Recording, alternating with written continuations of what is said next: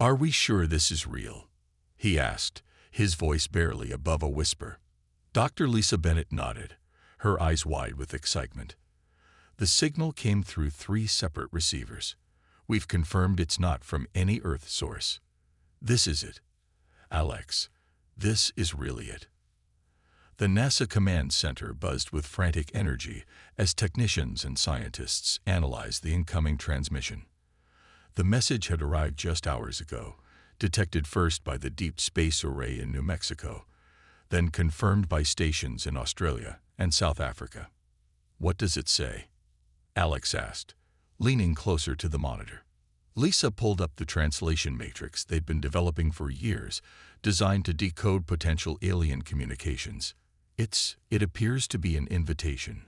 They're calling themselves the Celestial Assembly. They say they've been watching us and believe we're ready to join a community of spacefaring civilizations. Major John Murphy crossed his arms, his military uniform crisp against the casual attire of the scientists. "Sounds too good to be true. Why now? Why us?" "The message says they detected our quantum communication experiments last year," Lisa explained. "Apparently that's some kind of technological threshold they watch for." Alex studied the scrolling symbols on the screen. The alien language was beautiful, flowing patterns that somehow conveyed meaning across the gulf of space. "Where are they? How do we respond?" "They've included coordinates for a meeting point," Lisa said. "It's in the TAS-CD system, about 12 light-years away. And they've given us instructions for building a device to send a response." The room fell silent as the implications sank in. Humanity was no longer alone in the universe. General Patricia Lawson entered the room, flanked by government officials in dark suits. "I need a full briefing. Is this a threat?" John shook his head. "We don't know yet, ma'am. The message appears peaceful, but we can't rule out deception." "The President is being informed now," Lawson said. "The UN Security Council will convene in 3 hours. We need recommendations." Alex felt the weight of history pressing down on his shoulders. "We should respond. If we don't, we might miss our only chance to connect with other intelligent life." Lisa nodded. "I agree, but we should proceed with caution." John frowned. "We should at least prepare defensive measures. For all we know, this could be the prelude to an invasion." Over the next week, the world transformed. News of the alien message spread globally, causing everything from religious revivals to doomsday preparations. Stock markets fluctuated wildly as companies scrambled to position themselves for a new cosmic era. In a secure underground facility, Alex, Lisa, and a team of engineers constructed the response device according to the alien specifications. It generated a focused beam of particles in precisely modulated patterns. "Are we making a mistake?" Alex asked Lisa the night before the scheduled transmission. She looked up from her calculations. "Maybe. But exploration always carries risk. If we turn away now, out of fear, what does that say about us?" The United Nations vote was surprisingly unified. Humanity would accept the invitation. The device was activated, sending Earth's response streaking toward TAS-CD. As the control room erupted in cheers, John pulled Alex aside. "I hope you realize what we've just done. There's no turning back now." Alex watched the signal strength indicator, knowing that somewhere among the stars, something was waiting for their answer. "No," he said quietly. "There isn't." Captain Samantha Wright walked through the gleaming hull of the Intrepid, humanity's first true interstellar vessel. 6 months had passed since Earth received the alien message, and now they were preparing to meet their cosmic neighbors. "How are the engine tests coming along?" she asked, stopping beside the ship's chief engineer. "Final calibrations are complete," replied Karen Foster, wiping grease from her hands. "The new drive is unlike anything we've ever built, but it works exactly as the Celestial Assembly described. We'll reach TAS-CD in 3 weeks instead of decades."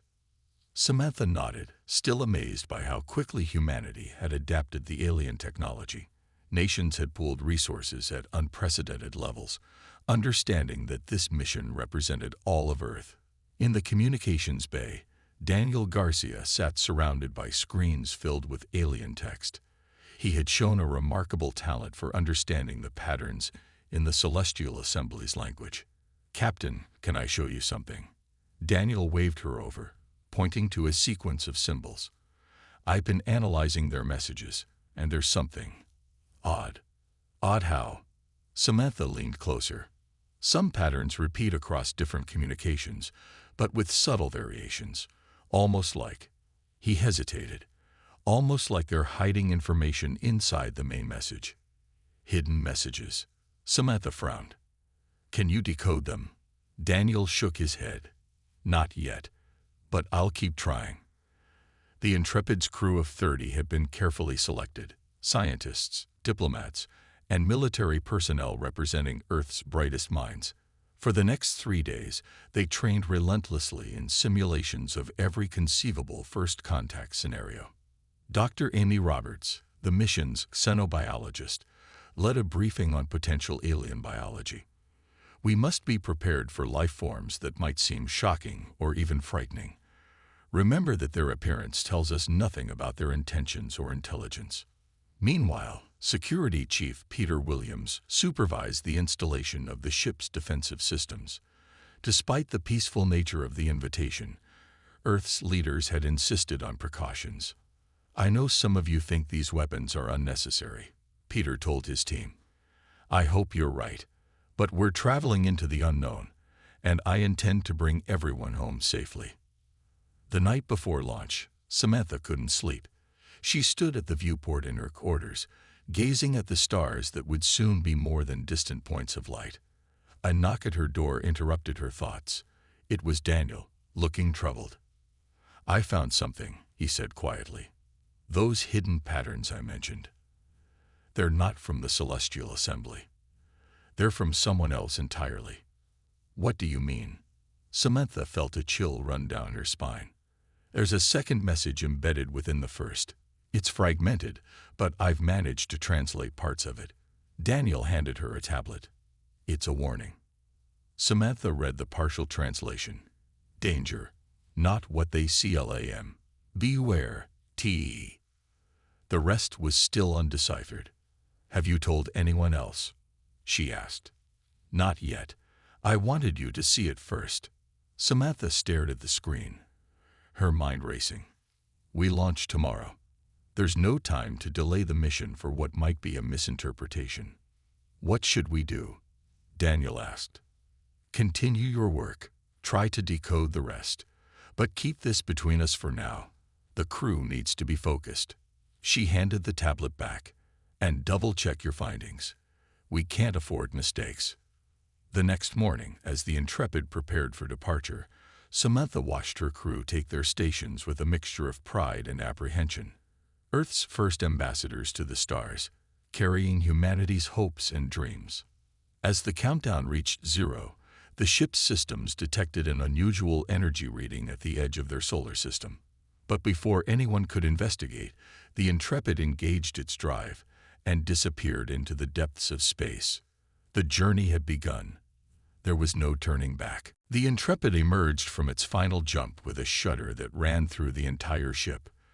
Captain Samantha Wright steadied herself against her command chair, watching as the view screen adjusted to show their destination. "Sensors online," announced First Officer Greg Martinez. "We've arrived at the coordinates."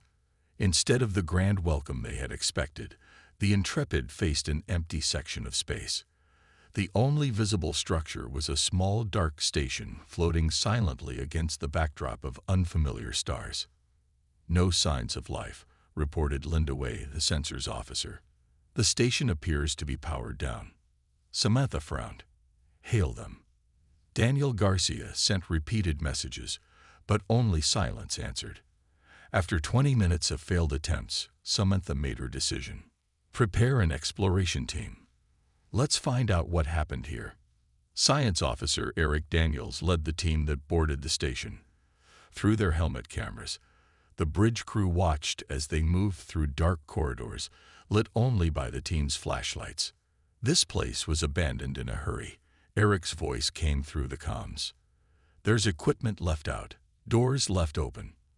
As they pushed deeper into the station, they entered what appeared to be a central command room. Eric stopped suddenly, his camera revealing what had made him freeze. "Captain," he said, his voice tight with shock, "you need to see this." The camera panned across the room, showing strange markings on the walls and floor. But what caught everyone's attention were the unmistakable signs of violence: scorch marks from energy weapons, consoles destroyed, and dark stains that could only be dried alien blood. "There was a massacre here," Eric said quietly. "And look at this." He moved to a damaged console and activated it with a portable power source. A holographic display flickered to life, showing recordings of different alien ships arriving at the station. Ships that never departed. "These are records of previous visitors," Eric explained. "Different species, different times, all lured here by the same message we received." Daniel Garcia's face went pale. "The warning, it was trying to tell us this is a trap." Suddenly, alarms blared across the Intrepid. "Captain," Linda shouted, "multiple vessels decloaking around us." The view screen showed sleek, predatory ships appearing from nowhere, their dark hulls absorbing rather than reflecting light. They moved with unnatural precision, quickly surrounding the Earth vessel. "Get our people back here now," Samantha ordered. "Battle stations." The exploration team rushed back to their shuttle, but two of them were cut off by a force field that suddenly activated. Eric and Medical Officer Julian Nash found themselves trapped. "We can't reach them," Security Chief Peter Williams reported from the shuttle. "Something's controlling the station's systems remotely." A transmission cut through their communications. A harsh, clicking voice spoke in perfect English. "Humans, the newest prey of the Voidborn Collective. Your technology is primitive, but your biological makeup is interesting. Surrender your vessel, and your lives will be brief." "Who are you?" Samantha demanded. "What happened to the Celestial Assembly?" A sound like grinding metal came through the speakers. Laughter. "A fiction. A lure for developing species. You are not the first to fall for it. You will not be the last." The Voidborn ships began to close in. Samantha made the hardest decision of her life. "Peter, get your shuttle back here now." "Eric, Julia, I'm sorry." From inside the station, Eric sent one final transmission. "We'll try to sabotage their systems. Just get the warning back to Earth." The shuttle barely made it back to the Intrepid before Samantha gave the order to fire all weapons. The unexpected counterattack caught the nearest Voidborn ship off guard, creating a momentary opening. "Full power to engines," she commanded. "Get us out of here." The Intrepid burst through the gap in the enemy formation, taking heavy damage but remaining operational. Behind them, the station exploded, Eric's final act. As they fled into deep space, pursued by the Voidborn fleet, Samantha knew the real battle was just beginning. Somehow, they had to make it home with the truth. The Intrepid limped back into Earth's solar system, its hull scared and systems failing. 3 Voidborn ships had pursued them across the stars. 2 had been destroyed in desperate battles, but the crew of the Intrepid had paid a terrible price. Of the 30 who had left Earth, only 17 remained. "Home sensors detecting us," Daniel Garcia reported, his voice weak from weeks of minimal life support. "They're hailing." Captain Samantha Wright, her left arm in a makeshift sling, leaned forward. "Open the channel." The view screen flickered to life, showing the shocked face of Commander Alex Carter at Mission Control. "Intrepid, you're back already. What happened?" "Emergency situation," Samantha said grimly. "Prepare medical teams and alert Admiral Powell. We've made enemy contact." Within hours of their landing, the remaining crew were rushed to a secure military hospital while the Intrepid's data was downloaded for analysis. Admiral Catherine Powell, the head of Earth's newly formed Space Defense Command, listened in stunned silence as Samantha recounted their encounter with the Voidborn. "They've been doing this for centuries," Samantha concluded. luring developing civilizations with promises of galactic community, then harvesting them for resources and biological samples. Admiral Powell's face hardened. And now they know about Earth. Yes, the last void-born ship escaped. They'll be coming. The next day, leaders from every major nation gathered in an emergency session. The mood was grim as they viewed footage from the Intrepid's encounter and examined the alien technology recovered from the battle. Engineer Paul Wilson stood before the assembled officials, holding up a twisted piece of metal. "This is from the weapons system of one of the ships we destroyed. Its energy signature is unlike anything we've seen before, but we can adapt it to our own defense systems." "How long do we have?" asked the President of the United States. "Based on their technology, we estimate 3 to 6 months before they can mount a full-scale invasion," Admiral Powell answered. "But scout ships could arrive sooner." The room erupted in urgent discussion. Some nations called for immediate military preparation, while others suggested attempting diplomatic solutions. "We should try to communicate," urged the Japanese representative. Perhaps there was a misunderstanding. Dangle Garcia shook his head. "I studied their language patterns. The Voidborn see other species as resources, nothing more. They understand only power." As the debate continued, scientists and engineers around the world began working on defenses. Paul Wilson led a team that reverse-engineered the Voidborn technology, creating new weapons capable of penetrating their shields. Meanwhile, Admiral Powell oversaw the conversion of commercial satellites into a detection grid that could spot cloaked ships. Military forces worldwide united under a joint command structure for the first time in history. 1 month after the Intrepid's return, the first Voidborn scout ship was detected at the edge of the solar system. Earth held its breath as Admiral Powell authorized a final attempt at communication. "Voidborn vessel," she transmitted. "This is Earth. We know your intentions. We offer one chance for peaceful resolution." The response came swiftly. A holographic image appeared in command centers worldwide. A tall, insectoid being with multiple limbs and glowing eyes. "Primitive creatures," it clicked, its mandibles moving in what might have been amusement. "Your species has spirit. That makes your inevitable harvesting more satisfying. Prepare yourselves for extinction, or surrender and serve as our subjects. Those are your only options." Admiral Powell cut the transmission and turned to her assembled officers. "Well, that settles that. Initiate Operation Defiance." Around the world, people watched their screens as the first true interstellar war announcement was made. Families huddled together, wondering what the future would bring. Schools began emergency drills, and cities prepared evacuation plans. In the secure bunker beneath the Pentagon, Samantha Wright studied the tactical displays showing Earth's defenses taking shape. "Despite everything," she smiled grimly. "The Voidborn think we'll be easy prey," she said to Admiral Powell. "They have no idea what humanity is capable of when backed into a corner."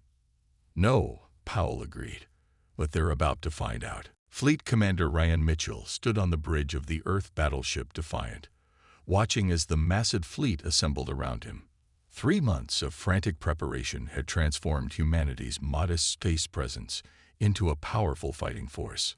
"All ships report ready, sir," his communications officer reported. Ryan nodded, his expression grim. "Begin Operation Defiance." The combined Earth fleet included 200 combat vessels, hastily constructed using adapted Voidborn technology. Intelligence gathered from the Intrepid had revealed the location of the enemy's forward base in the Epsilon Eridani system. Rather than wait for the invasion to reach Earth, humanity had chosen to strike first. "Jump drives engaged," the navigator announced. "All ships synchronized." Ryan took a deep breath. Jump. In a flash of energy, the fleet vanished from Earth's orbit. Seconds later, they reappeared at the edge of the Epsilon Eridani system.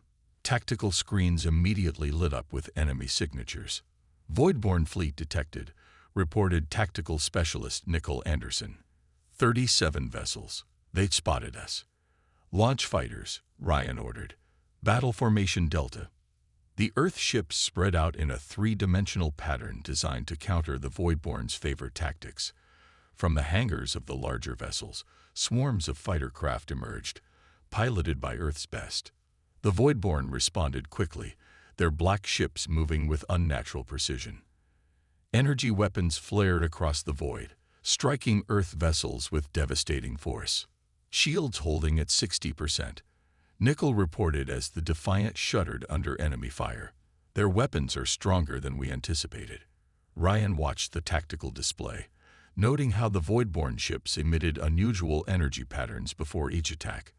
Nickel analyzed those energy signatures.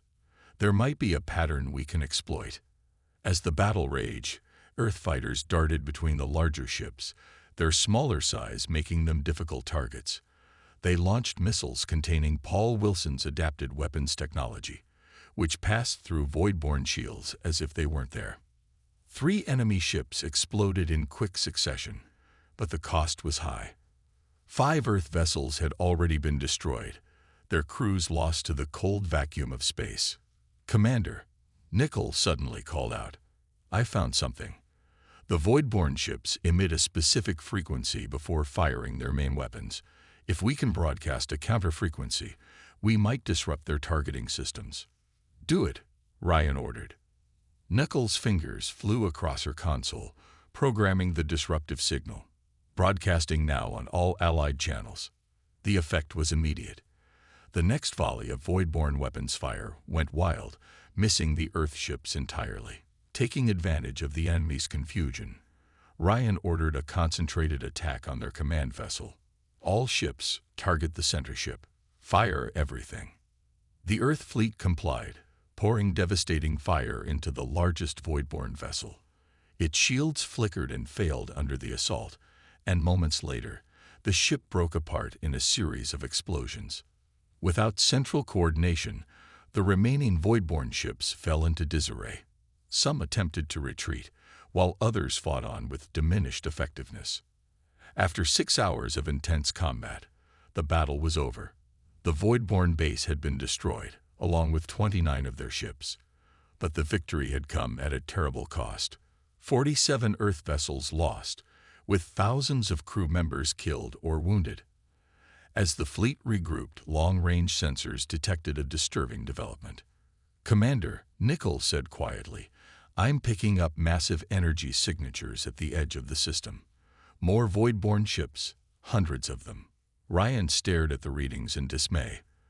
The forward base had been merely an outpost. The main Voidborn armada was far larger than they had imagined. "Prepare for emergency jump back to Earth," he ordered. "We've won this battle, but the war has just begun." As the damaged Earth fleet prepared to return home, Ryan drafted his report to Admiral Powell. Their victory had bought valuable time and intelligence, but it had also revealed the true scale of the threat. Humanity would need more than courage and adapted technology to survive what was coming.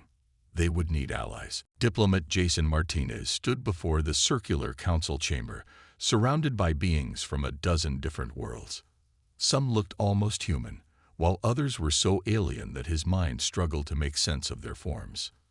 After weeks of secretive communications, this meeting represented humanity's best hope for survival.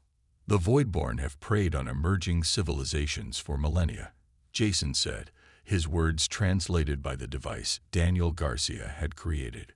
"Earth fought them and won a battle, but we cannot win this war alone." A tall crystalline being shimmered as it responded. "The stellar concordance has hidden from the Voidborn for generations. Why should we risk everything now?" "Because they grow stronger with each species they harvest," Jason replied. "Eventually, hiding will no longer be an option. Together, we might stand a chance." The chamber fell silent as the representatives communicated among themselves through methods Jason couldn't perceive. Finally, a reptilian creature with feathered wings stepped forward. "Earth has shown courage where others showed fear. The Midorians will fight with you." One by one, other species pledged their support. Not all. Some departed the chamber, unwilling to risk the Voidborn's wrath. But enough remained to form the beginning of an alliance. Back on Earth, Strategic Officer Olivia Carter worked tirelessly to coordinate the combined forces. Ships of various designs and capabilities began arriving in Earth's solar system, each bringing unique technologies and battle strategies. The Thelians have energy weapons that can penetrate void-borne shields, she explained during a briefing with Admiral Powell. The Midorians have developed cloaking technology superior to anything we've seen. If we combine these advantages with our own innovations, we might actually win this thing. Powell finished with a nod. Scientist Alan Rodriguez led a multinational team working with alien experts to improve the translation technology Daniel had created. This advancement allowed the allied species to communicate instantly in battle, coordinating their efforts with unprecedented efficiency. "It's remarkable," Alan told Olivia during a rare quiet moment. "Some of these species have been hiding from each other for centuries, fearing that any contact would attract the Voidborn. Now they're sharing technologies they've kept secret for generations. Fear can divide us, or it can unite us," Olivia replied. The Voidborn never expected their prey to work together. As the weeks passed, the alliance grew stronger. Training exercises revealed each species' strengths and weaknesses, allowing Olivia to develop battle plans that maximized their combined effectiveness. Earth's factories worked around the clock, producing weapons that incorporated alien designs. But the Voidborn were not idle. Reports from scout ships indicated they were massing their forces, preparing for a massive assault on Earth. The alliance had perhaps 2 weeks before the enemy arrived. During this critical time, Jason continued his diplomatic efforts, traveling to worlds still hesitant to join the fight. On a distant planet orbiting a red dwarf star, he met with the elders of a species that had barely survived a Voidborn attack centuries ago. "We cannot ask you to fight our battle," Jason told them honestly. "But know this, if we fail, the Voidborn will only grow stronger. No world will be safe forever." The elders conferred briefly before their leader stepped forward. "We have hidden in fear for too long. Our warriors and ships are few, but they are yours to command." By the time Jason returned to Earth, the combined fleet had grown to over 1,000 vessels from 17 different species. They filled Earth's orbit, a breathtaking display of unity that would have been unimaginable months before. Admiral Powell called a final meeting of the Alliance commanders aboard the Earth flagship. Representatives from each species gathered around a holographic display showing the Voidborn home system, information provided by a species that had been monitoring the enemy for centuries. "The time for defense has passed," Powell declared. "We will take the fight to them, strike at their heart. They've never faced united prey before." Jason looked around the room at the diverse beings who had become allies in humanity's darkest hour. "Together," he said simply, "we will end the Voidborn threat forever." The combined fleet emerged from hyperspace at the edge of the Voidborn home system, a massive armada of ships from 17 different species. At the front of the formation flew the Earth flagship Avenger, leading the assault that would determine the fate of countless worlds. Captain Michelle Foster stood on the bridge, watching as the tactical display came alive with enemy signatures. The Voidborn had detected their arrival and were scrambling to respond.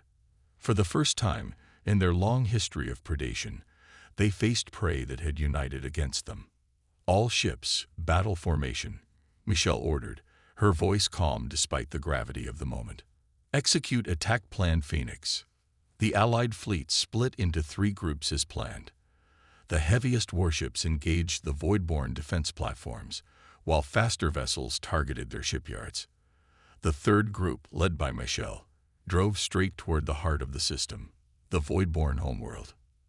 Energy weapons flashed across the void as the battle commenced. Ships on both sides exploded in silent bursts of light and debris. The Voidborn fought with the desperate fury of predators facing unexpected resistance, but the Alliance had surprise and determination on their side. "Target their main defense grid," Michelle commanded. "Focus fire on Section 7. The Avenger and its escort ships poured devastating fire into the orbital defenses protecting the Voidborn planet. One by one, the defense stations exploded, creating a gap in their coverage. "Breach confirmed. reported the tactical officer. "Strike team is away." A small, heavily armed shuttle launched from the Avengers Bay, carrying Security Chief Kevin Bailey and a mixed team of specialists from various Alliance species. Their mission was to infiltrate the Voidborn Central Command and retrieve vital intelligence about any other Voidborn strongholds. As the shuttle dodged enemy fire, Kevin prepared his team for what lay ahead. "Remember, we need their central database intact. Set weapons to stun when possible." The shuttle landed in a maintenance bay that had been damaged in the initial assault. The team moved quickly through the alien facility, encountering surprisingly little resistance.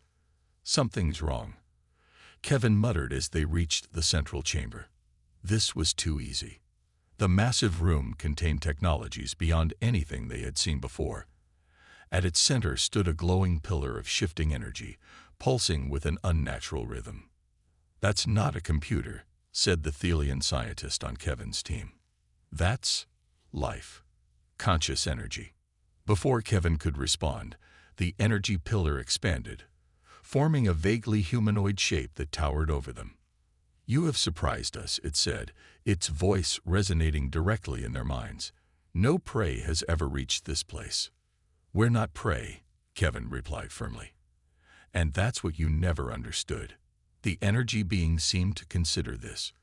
"For eons, we have consumed developing species to fuel our evolution. You were meant to be harvested like all the others." "Why?" Kevin demanded. "Why prey on others when you could ally with them?"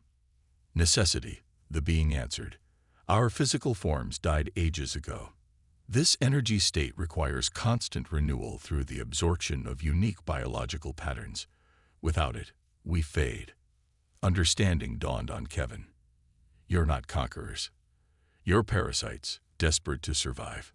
Meanwhile, in space, the battle had reached its climax. The Alliance had gained the upper hand, but at terrible cost.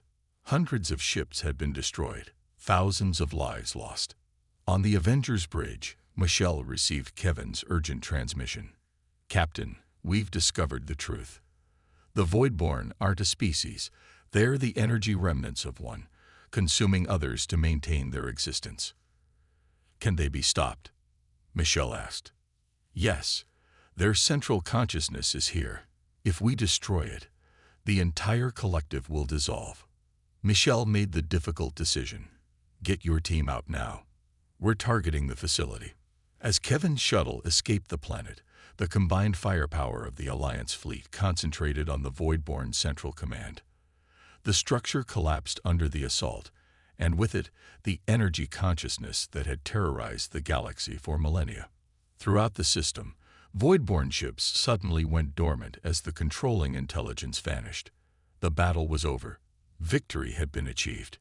In the aftermath, as the Allied fleet regrouped and counted their losses, Earth sent a powerful message to the galaxy. It was transmitted on all frequencies, translated into every known language. "Let this stand as humanity's warning to any who would threaten peaceful species. We are not alone, we are not afraid, and we will not be conquered. The age of predators is over. There is no turning back." 5 years had passed since the fall of the Voidborn. The galaxy had transformed from a place of hiding and fear to one of cautious cooperation. Earth, once an isolated world on the edge of explored space, now stood at the center of a growing interstellar community. Admiral Catherine Powell walked through the Grand Hall of the new Galactic Coalition headquarters, built in orbit around Earth. Representatives from 32 species now gathered regularly in this neutral ground to discuss trade, technology sharing, and mutual defense. "Amazing how much can change in a few years," said Jason Martinez, who had become Earth's chief diplomat after his success in forming the original alliance. Catherine nodded. "From fighting for survival to hosting peace talks. Not the future I imagined when the Voidborn first appeared." They entered the main chamber where delegates from across the galaxy had gathered for a special ceremony. At the center of the room stood Captain Michelle Foster and Security Chief Kevin Bailey, now respected leaders in the Coalition's peacekeeping force. The Midorian High Elder approached the podium, his feathered wings folded respectfully behind him. Today marks 5 cycles since our unlikely victory. We gather to honor those who gave their lives and to strengthen the bonds that now unite us. The ceremony continued as representatives from each species shared stories of cooperation and growth. Trade routes had expanded, allowing resources to flow between worlds that had once been isolated. Scientific exchange had accelerated technological development for all member species. After the formal proceedings, Catherine found herself on an observation deck overlooking Earth. The planet looked peaceful from orbit, showing no signs of the frantic preparations and desperate battles that had once consumed its people. "Quite a view, isn't it?" said a voice behind her. She turned to see Paul Wilson, the engineer whose adaptations of alien technology had helped win the war. Now he led the Coalition's research division. "Sometimes I can hardly believe it's real," Catherine admitted. "That we survived. That we're thriving." Paul nodded. "The Voidborn nearly destroyed us, but they also gave us something unexpected: unity." Across the station, in a secure laboratory, Alan Rodriguez continued his work with a team of multi-species scientists. On a large screen, they monitored unusual energy patterns detected at the edge of known space. "The readings are consistent with what we found in the Voidborn's central consciousness," said a Thelian researcher, "but smaller, more dispersed." Alan frowned. "You think some of them survived?" "Not enough to pose a threat," the Thelian replied, "but enough to study, to understand." Their research had revealed a troubling possibility: that the Voidborn were merely one manifestation of energy-based life forms that might exist throughout the universe, some benevolent, others perhaps as predatory as the Voidborn had been. In the Coalition Defense Center, Nickel Anderson, now commander of the Early Warning Network, monitored the borders of Coalition space.